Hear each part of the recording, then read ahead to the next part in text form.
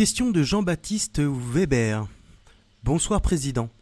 J'ai vu un documentaire qui présentait l'administration suédoise. J'étais impressionné. Comment tout est transparent vis-à-vis des citoyens. Les salaires des fonctionnaires étaient rendus publics. Pourquoi ne pas faire ça en France ? Alors je vais répondre à cette question, mais on me dit que le site internet de l'UPR aurait des problèmes. En ce moment, il serait tombé en panne. Donc je ne sais pas si c'est exact. En tout cas, vous pouvez me suivre sur Facebook et sur YouTube. Mais ça veut dire au passage qu'on a peut-être un problème de compteur qui est apparu et le site ne fonctionne plus. Donc nos équipes sont en train, selon la tradition, nos équipes sont en train de remédier à ce problème. C'est un peu fâcheux parce que j'aimerais quand même savoir à quel nombre d'adhérents on va terminer cette soirée. Alors la question qui vient de m'être posée, faudra y réfléchir. La société française n'est pas la société suédoise. Les Scandinaves ont une autre tradition que la nôtre. Les Scandinaves ont une tradition je vais corser le trait, mais c'est un peu les Vikings, c'est un peu une espèce de fraternité comme ça, où il y a beaucoup moins de chichi, dans les pays scandinaves. Tout le monde sait qu'en effet, l'internaute a raison. On voit des ministres, le Premier ministre d'ailleurs, dans les rues de Stockholm en Suède ou de Copenhague au Danemark, ou en Norvège, un ministre qui va à la cantine avec les fonctionnaires, etc.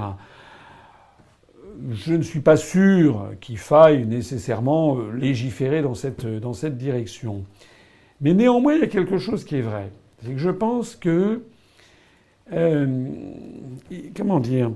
Je pense qu'il faut essayer de conserver la dignité de la fonction pour un président de la République ou pour un ministre, mais il faut aussi arrêter le côté m'as-tu vu, le côté snobinard, le côté méprisant plus encore, que certaines élites françaises ont pris. Et moi, je pense que c'est plutôt une question de comportement personnel. Voilà. Moi, j'ai déjà eu l'occasion de le dire et je le redis. Si je suis élu président de la République, je ne vais pas aller fêter l'élection avec des milliardaires. D'abord parce que les milliardaires ne votent pas pour moi et ne me soutiennent pas.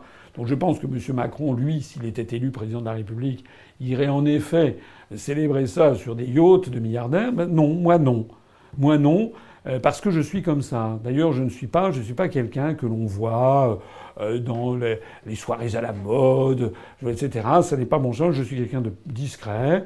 J'ai une femme et des enfants dont je respecte beaucoup la vie privée. Je n'ai pas envie de m'exhiber comme ça dans les magazines et autres. Ça participe de tout un ensemble.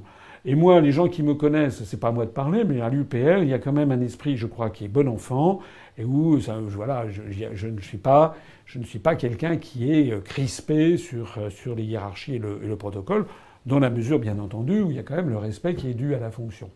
Alors, faut-il aller plus loin pour la publicité des salaires, des primes ? Je pense que ça serait peut-être pas mal, en effet.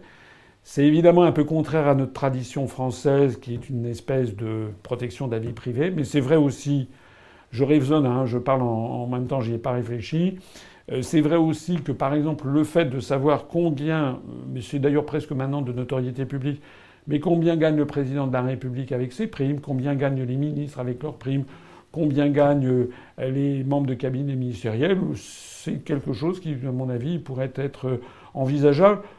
D'ailleurs, en réalité, les Français constateraient que ce sont des salaires qui sont confortables, mais qui sont souvent très, très, très inférieurs aux dirigeants des très grandes entreprises, en particulier des grandes banques. Donc les Français pourraient constater, de ce point de vue-là, le décalage.